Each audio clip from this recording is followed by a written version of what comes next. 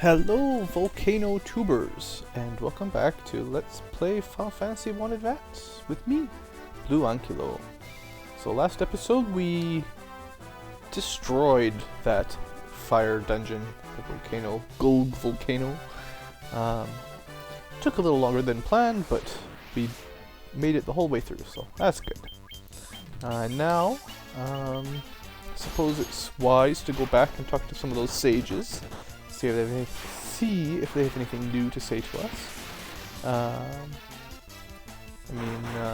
What else can we do? We've stopped the earth from rotting. The earth should slowly become more fertile again, and supposedly we've now stopped the fiery infernal from destroying everything. So you know, it kind of seems like everything should be okay.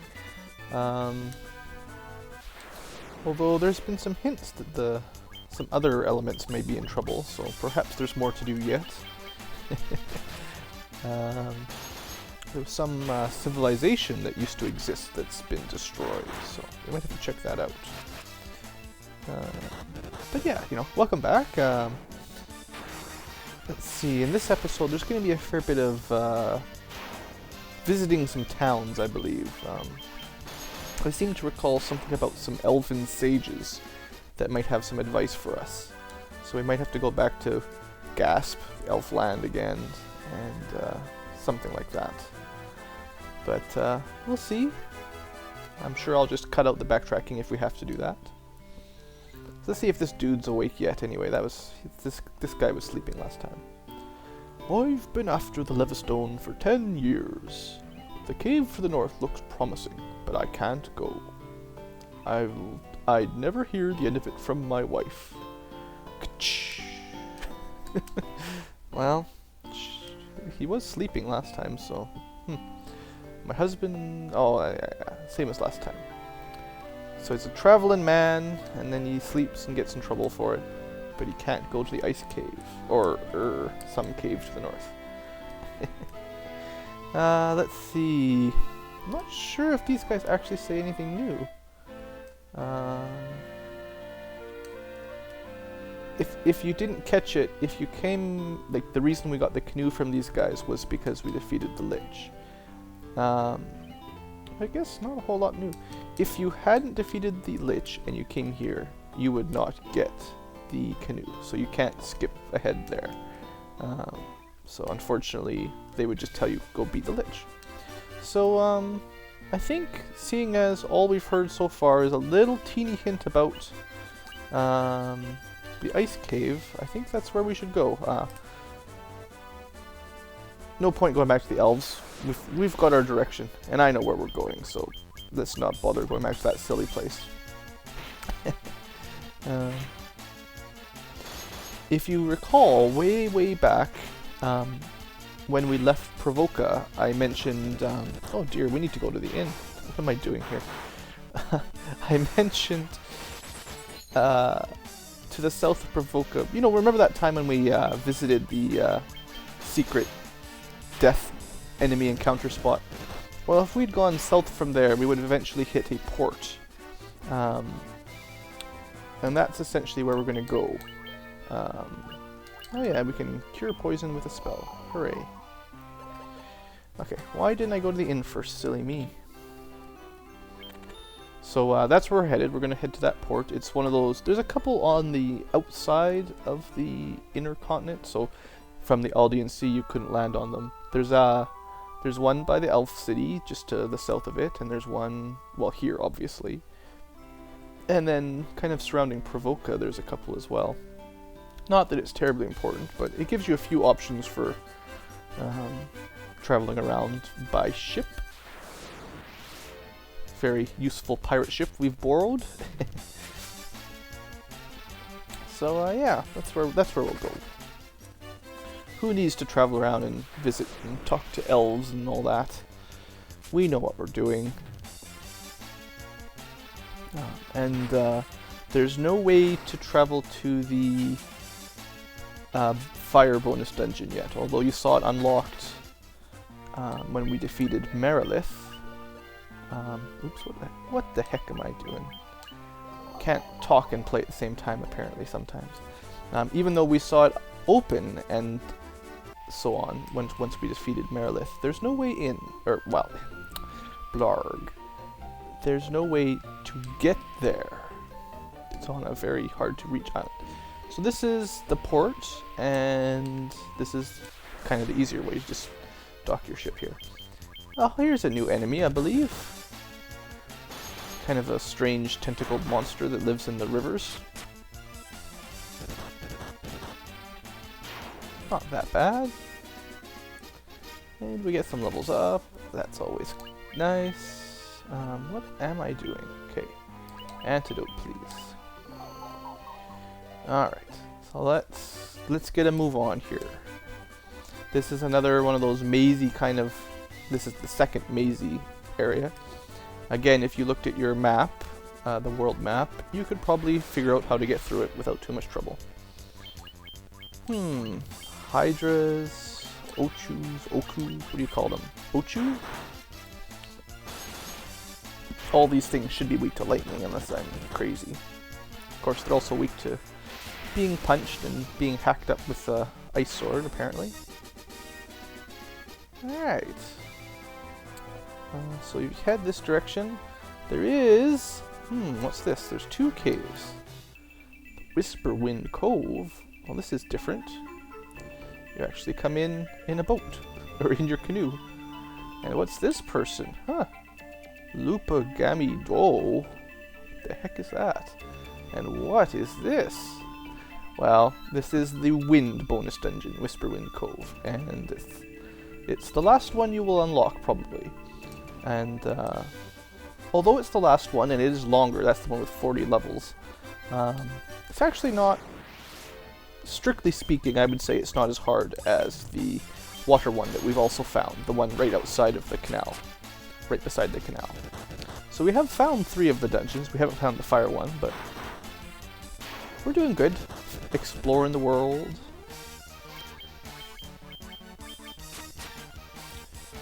And yes, as I mentioned, those dungeons wouldn't have been in the NES version, so those caves, that cave there, would not have appeared. So, bonus stuff. It's terrific. Okay. These overworld random encounters are kind of at the point where they're boring. The good news is, very, very shortly, we won't have to fight these boring enemies pretty much ever again, so that's good to know. Alright, so here is our next level that, well, one person mentioned. There's probably someone else that you could talk to that would give you a bit of a hint. Anyway, we should be okay. This one, well, we're at level 30. Looks like we're at a... oops. Why would they get you on that side? Can't even walk right, correct direction. But there's lots of this kind of stuff. These guys that turn you into stone and all that junk. So, again, if you're out of gold needles, you might be in trouble. This is a very good place to bring some spare gold needles and some spare phoenix downs and all that. In the original game, there was no such thing as phoenix downs, so you didn't have that luxury.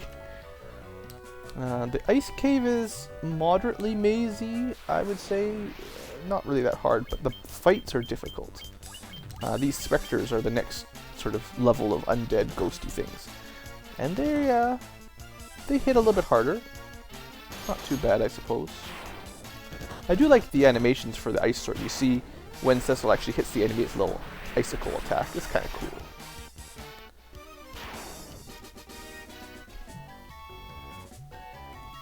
So, travel in the ice cave. There should be lots of new monsters in here if we keep our eyes open. Nice little short floor. A bit bigger one. And this floor has some dangerous enemies, if I remember. Now, see these little cracks on the floor? If you step on them, you'll fall down.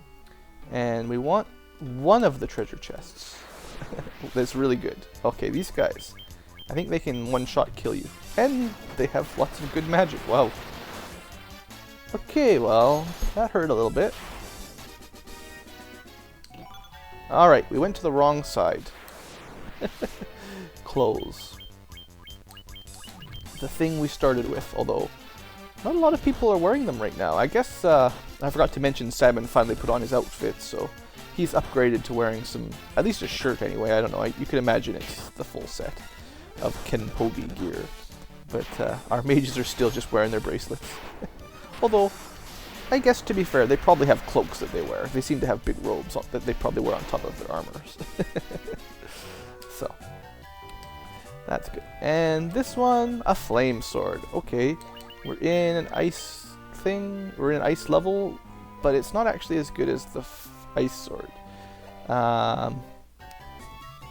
If you could do extra damage to ice enemies, that might be better, but not everything is weak to fire anyway, necessarily. So this is a tile battle, and essentially every time you fall down one of those cracks, you'll have to fight this fight to escape. It's fairly straightforward. They're kind of a pain. Lots of paralyzing and just making the fights drag on and on, you know. If we could just get Vivi to go, they'd all die, I think. And there we go. Alright, very nice. Ah, another deadly enemy. Mind flayers can flay your mind. And definitely comes from D&D, and they're probably just about as bad as they are from there. They've got an attack that can stun everyone, and they've got an attack that can kill you in one hit. So, that's not very nice. Oh yeah, the little icicles work the same as the lava from the last one. You take damage, but you can't fight enemies. And another dragon! Ooh! The second dragon fight. Oh, it's not that tough. But we came here to get the ice armor. Not a whole lot different, but now we have a flame shield and ice armor, so maybe we have more protection. And some kind of useless gloves. Unfortunately, we have to make another big fight to escape. But apparently the dragons aren't very tough these days, so nothing to worry about too much. Alright, so a little bit of maze here. I think there's some treasure on this side. Nope. Look at me forgetting the direction to go. This side has the treasure room. And you can fight these randomly, so... But if that's all they do, if they just attack your warrior, then you don't have too much to worry about. I'm sure they have an ice attack that hits everyone, but they're just not using it. So let's start trying to speed these levels up a little bit. Or these fights. Playing the NES version, I think it was just had a bit more scary feel in these ice caves because you didn't have Phoenix Downs. Also, the life spell didn't work in battle, I don't think, so you couldn't actually resurrect someone like that. Oh, I got stuck. A Remoraz. That's different. I guess these are the upgraded Peds, or whatever they were called. Shucks, Ankegs? I think, yeah, this is a guaranteed battle here too, so unfortunately we fell into their trap. These guys, I'm not sure, I'm pretty sure they all have a low damage ice attack that hits the entire group. And they can, if you get a big group of winter wolves and they all use it, it can sure add up. But anyway, in that treasure room, all we got to see was some money. So well, it's not really treasure, I guess it's just a money room. But the good thing is, we'll be using it soon. Having a nice stockpile of cash is pretty good. Especially if you have mages. Alright, so we're almost done. Well, almost, I guess. There's a few things left. If you noticed in the room with the breakable tiles that you fall through, that's the one, that fancy looking diamond thing. That's what we really want. Wonder what it could be.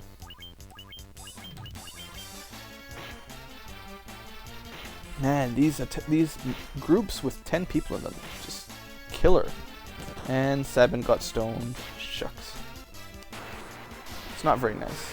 Although I'd take that over being killed, because then you don't have to heal up after you fix it. But we have How many have I got left? 13. So I got lots left. We should be okay. And what do we get? Ah, lots of money. 10,000 gil. So if you want to escape, if you've had enough, you can kind of go around this room. Instead of coming in here, you can, well, you'll be able to see. There's some stairs to get out. So you could get out at this point, but we haven't really gotten what we came for, so that would be a bad idea. Blood bones. Oh yeah, these were monsters we fought back in the Marsh Cave. We don't have to worry about these guys. Nothing to be scared of. Okay, so watch out for that little crack. And then outside to the upper right, you can see the stairs. That's the exit of the ice cave. So if you want to leave, that's where you go. But what we want is that thing. So, sort of a mini boss. The Evil Eye. We'll go out on him. I don't think he's that tough, though. Well, he's got good defense. I'll give him that. But it's not enough. So here we go. And that's actually, well, you obtain a Levistone.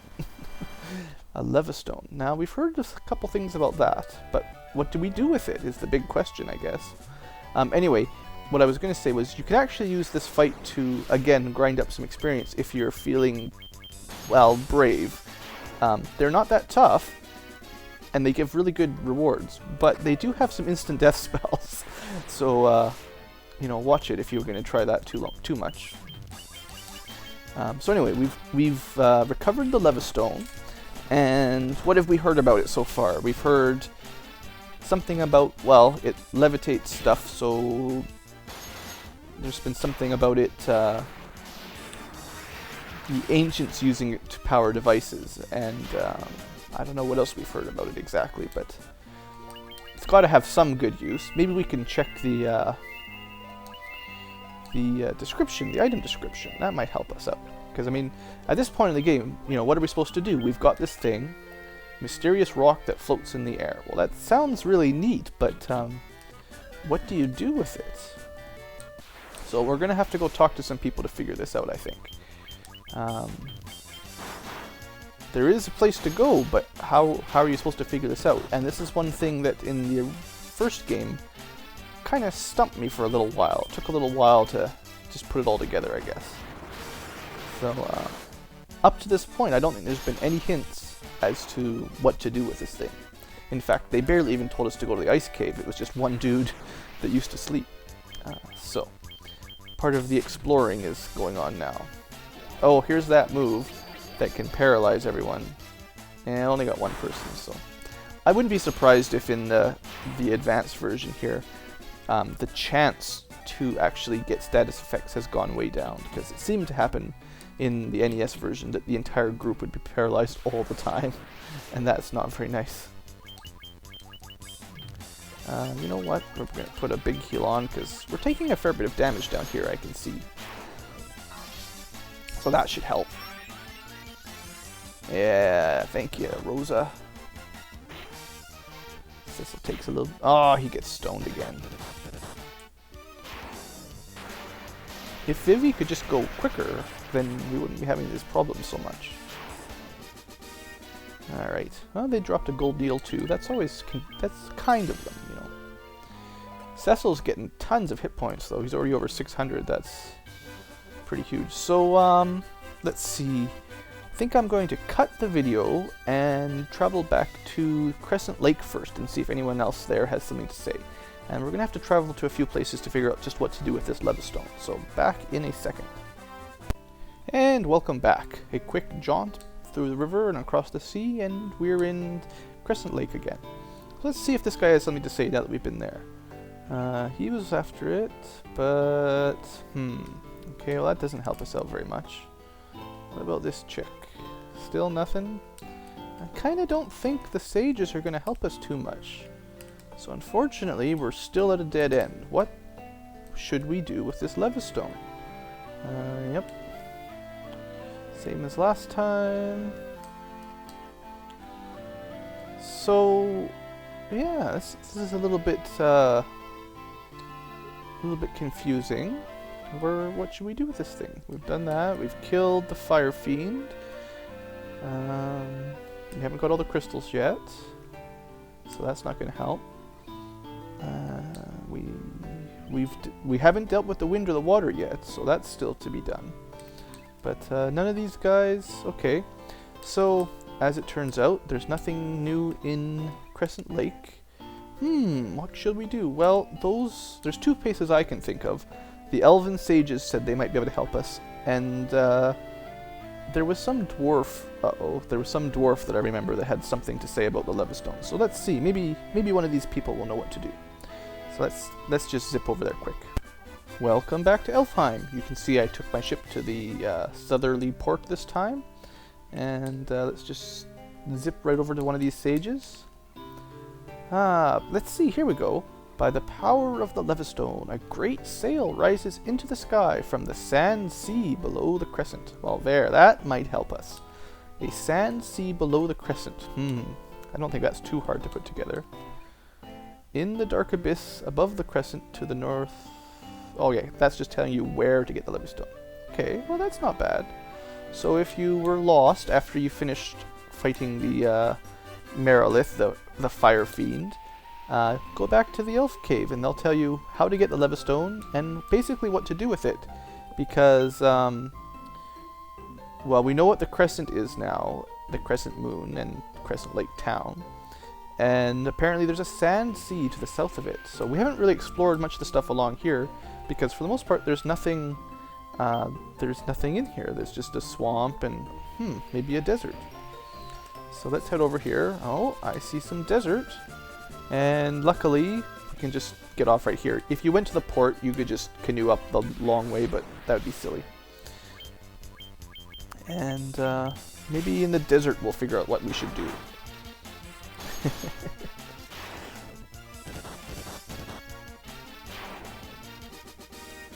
Alright, let's see. We walk into the desert. The Ryukan Desert.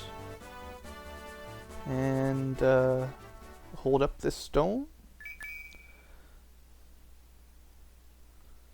Uh-oh. Earthquake!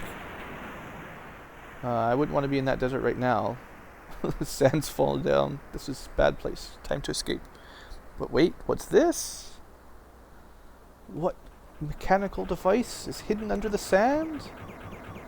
Yes, viewers. The best invention in any Final Fantasy game. An airship.